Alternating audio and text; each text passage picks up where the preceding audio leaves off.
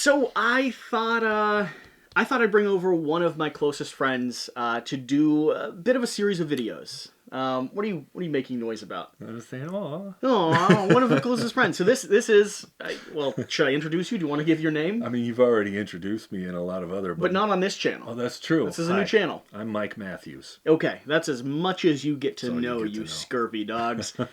This video that you're watching now is going to be a story time, which we always pair with a bottle of whiskey or bourbon that I normally state wrong. This is going to be High West. This is going to be their American Prairie Bourbon.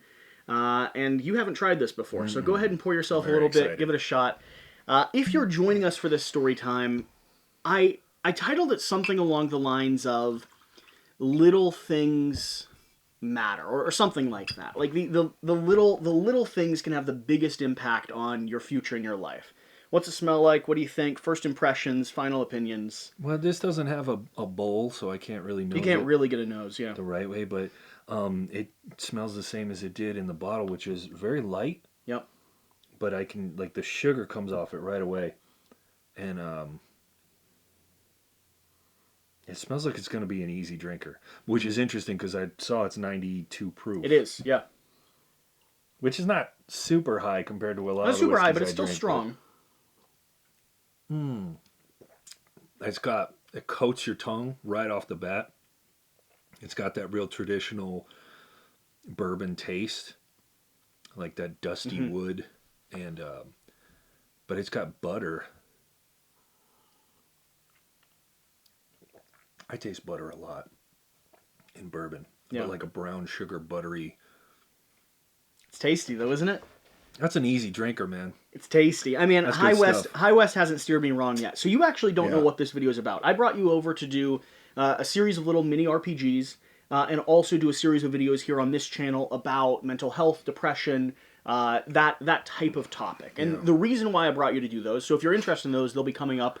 Some are probably already up, and a few others will be coming up down the road. The reason I brought you to do those is because over the past, how many years have we known each other? 6, maybe 7? No, maybe 5. No, it's been longer than that. 5 to 6, I think. I broke up with Jocelyn 2 years ago. Yeah. We met each other maybe a year into yeah. the relationship. About 5 or 6, yeah. 5 or I think 6. we're going on 6, yeah. Throughout that time, I've not only grown up a lot, but we have had a lot of moments where we've sat down just like this with a bottle of bourbon and had some interesting conversations. Yes. And so that's part of what this channel is about. That's part of what I'm trying to bridge into this space. And the reason this video is titled, it's the little things matter, it's the little moments that matter, is because, and again, you don't know what this video is about. Uh-oh. How did we first become friends? I actually remember that story really well, yeah. Because we've talked about it a few times. I mean, did we become friends or did we become acquaintances? But the way we met, is that what you're asking? I mean, if you're talking about, we're thinking about the same story, the way I'm talking about, not the way we maybe initially met, but I'm talking about the first time we actually, like, bridged the gap to, like, starting the process of becoming friends. What was your perspective? And here's the interesting thing. We both have different perspectives of this situation, and this is story time. This is just past in history, and I think it's an interesting one to share. So you tell me your perspective. Okay, I'll tell you my perspective. Yeah. I had just gone grocery shopping at Walmart. I didn't have a car. I was recently divorced, and I had just moved into this crappy little apartment. And I was walking home with bags of groceries, and you drove up. I think we had, like, bumped into each other at one point, and I told you I was the photographer for the city. I knew you. I had no idea how I knew you, but I knew you. I was the city's photographer. No, I know, but, like, in terms of what I saw from driving up the street, I saw you. You were like, I know that guy, but I don't know how. Yes, 100%. So you pulled over and you were like, hey, do you want to ride? And normally I would tell people no, like, because that was kind of how I was into getting myself into shape, and I was like, no, I'm walking up a hill with a bunch of weight, like, this is good for me. Good exercise. Yeah. But for some reason I was like, yeah, you know what, today I could use a ride. I got in and we started talking about photography, I think. You invited me into your house. And then we pulled in and I was like, so here's the thing, in my head, because I was dealing with a lot of, emotional stress, and I knew that one of the things you have to do to get over that is to, build a group of friends. Interesting. Yeah, and so I was like, dude, just ask him if he wants to come up or something, or ask him if he wants to hang out. And I was like, thinking I would say no. No, I think it was just like, I didn't know what was going to happen, but I knew I had to say something to try and make some friends. Okay. So I was just like, hey, man, do you want to come up? And you were like, yeah. And I was like, wow, I would never do that. I would never go up to some weird... I said yes, still not knowing who you were. Yeah. I literally still had no context for who it is that I picked up. Yeah. How we knew each other, or why I was being invited into your house. Yeah. Because I think we'd had a brief interaction before. Yeah, it was super brief.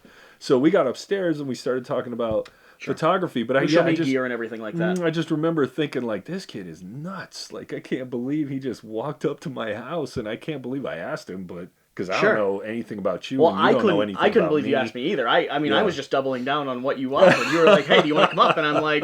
all right, fine. Yeah. But it worked out. It worked out, man. Like, it's interesting, and the reason I thought that would be an interesting story to share is because neither of us quite knew the environment that we were getting into. Yeah. Neither of us really, certainly didn't understand the degree to which we become friends down the road. Yeah. I mean, it's interesting to see, and you're a little bit older than me, and so I think you also have more friends that you've had. Grow with you throughout a period of time. I have less friends overall. But I would say that a lot of my friends have been acquired that way too. Sure, but I'm just saying, like, me personally, I have less friends overall. Like, I have some close friends, but for me it's always interesting observing how I like build relationships and where people pair into it. Yeah. But like, you're the person, like, it's interesting because over the next 6 years, you became the individual that I called when I was like breaking down and crying on the other end of the phone because life became a little bit too much, right? Yeah. Which, from that one moment, from that, like, pull the car over, don't think too much, like, last second, because if I'd thought for 5 seconds before reacting and pulling the car over, I would have been beyond you. Yeah. Right? Yeah. And I don't we would not be friends. I don't think so. Yeah. I don't think so, because that bridged into wedding photography together and talking about the hobby, and like that's where I was like, I've always been interested in trying it because I'd worked with other photographers, and they had been like, don't ever be a wedding photographer, and I was like, I'm curious, and you were like the happiest wedding photographer in the world. I still am. I love wedding photography. It's the best. I literally today I saw a friend and a publisher just got engaged. Yeah, and my post on their thing was, hey, if you want a free wedding photographer, let me know where and when. Dude, I still love it. I still love doing it because it's not a sacrifice for me. I don't do a lot of wedding photography. It would be a joy to do that for someone. I think if I hadn't done wedding photography with you, I would hate it. I had fun shooting with you, and that was, I think, what made me be like, this isn't so bad. Sure.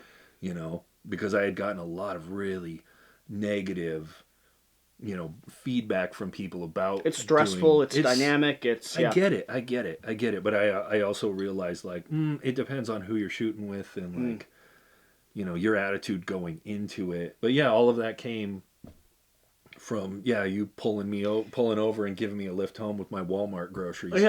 So and I don't know where the lesson to this story is. I mean, usually the stories I tell are designed around motivation or inspiration or like sometimes overcoming. It's worth taking a chance. That's the weird thing, right? Because I don't want to tell people to like go pick up strangers on the side of the street. Like half of your followers get murdered. I do my very best to live from an approach of I'm willing to be taken advantage of when it comes to business. I'm willing to extend myself in a way that means I could get hurt. But I find that oftentimes my life is better because I am willingly choosing, because I'm very cognitive about a lot of the stuff I do. I willingly am choosing to engage with the world and life and other people in a way that doesn't assume foul intent, that doesn't assume they're going to be cruel or hurtful or harmful. And it's a weird perspective. It's a weird perspective for me too, because hearing you retell the story, you were at a point in your life where like you needed someone like that to show up. I just needed some friends. That's what I'm saying. That small Kentucky town that you were in was not your hometown. It wasn't where a lot of your community was around. And so I think we both at least to some degree, helped each other, through some stuff. Yeah, like I had moved, I went from Colorado to DC, and then in DC I had just started to build some friends, and then I came to Berea, Kentucky.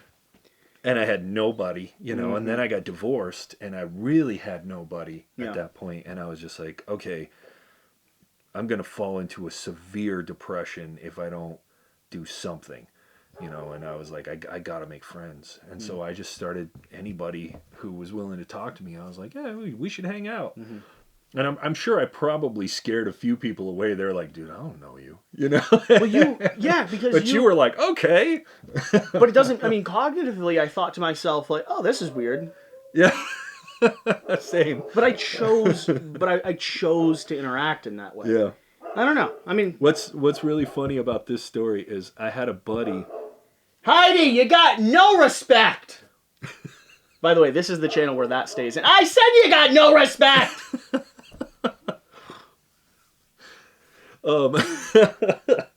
In Denver, one of my friends that I still talk to this day was this guy, Christian, who he was literally the Kramer of the building, would just walk into your house and be like, what's up? My name is Christian. We should hang out. And everybody was just like, who the hell is this guy? But we're all still friends with him because he was a nice guy. He's a funny guy. He's not a jerk at all. He's just one of these people who, whatever that is in you that tells you, oh, this would be awkward and I don't want to make it awkward, that he was never born with that. And he just is happy to walk into any situation and just be like, hi, I'm your new friend. That's another good point, is that the awkwardness could have stopped us. Yeah. That's what I think for a lot of people, the awkwardness does stop. Absolutely. Because you said it's worth taking a chance. Yeah, absolutely. And then I was saying that I try to live life from a position of openness. Saying yes to things, taking risks, and trying to step out. Yeah. But then the not allowing the barrier of social diplomacy or awkwardness, and it's hard to read sometimes. Like there's a balance to that for sure, because you could certainly step over those lines, but there is a point where persistence and willingness and openness invites better things into your life than it does negative.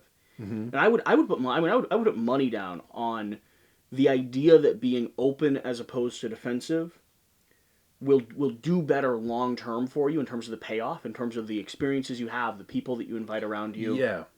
I would bet on the way I live my life. Yeah, I have a thing, and I don't really know how to explain it, but I feel that real strength is in allowing yourself to be vulnerable. And so that kind of ties into that, is just like saying, like, I am willing to take a hit. Yeah. Because I know that I'm able to get back up. Yeah. I've been hit so many times that I know I can get back up and keep it going. And so you realize at some point that real strength is just knowing, like, sometimes it's worth taking the hit and knowing that you're going to have to get back up, because sometimes opening yourself up and allowing yourself to be vulnerable doesn't result in taking a hit. And oftentimes it's worth whatever small hits you've taken. It leads you into some of the best situations you'll ever be in. Yeah. But you gotta, yeah. Well, yeah, I heard that. Either way. But yeah. That is a story time. I don't know. I enjoy these little conversational, introspective, like, look back at life and try to understand what it's like. And hopefully, as we continue growing and expanding this channel, I'd love other people to, whenever they're comfortable with it, share their own histories and stories and memories, because I just think conversation is such a valuable, that little moment through analysis over the last 6 years, because it seems like once a year we bring it up. Yeah. Genuinely. And that little moment, time and time again, has been hey, remember how? Remember when? How crazy, right? Well, dude, 30 years from now, we're going to be sitting on a front porch somewhere drinking drunk, some whiskey and being like, hey, you remember the first time we ever met? You remember when I could drive? Where were you shopping? And I'll be like, Walmart. I was at Walmart. I was in Berea, Kentucky. Right? Yeah. That'll be interesting. Thank you for watching. Thank you for being here. I don't really have an ending to this, and because I have a new table, I can't reach and turn off that camera, so